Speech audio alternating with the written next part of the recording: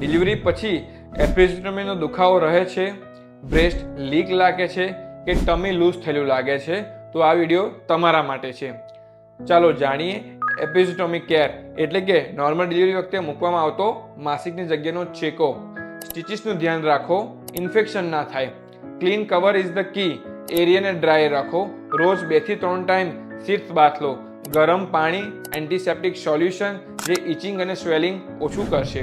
Pen and swelling, ice pack use કરો, direct નહીં, thin ક્લોથમાં રેપ કરીને. ડૉક્ટરની સલાહ મુજબ પેન કિલર લો. પીલો ઉપર બેસશો તો પ્રેશર ઓછું આવશે. હિલિંગ જલ્દી કરવા વિટામિન સી અને પ્રોટીનયુક્ત ફૂડ લો.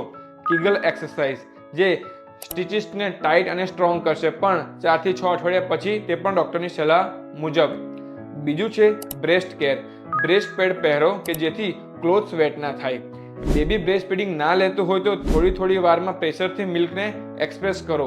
ગરમ પાણીનો શેક કરો અને હલકા હાથથી મસાજ કરો કે જેથી દૂધ જમા ના થાય. જો દૂધ જ ઓછું આવતું હોય તો બ્રેસ્ટ ફીડિંગ ફ્રીક્વન્ટ કરાવો.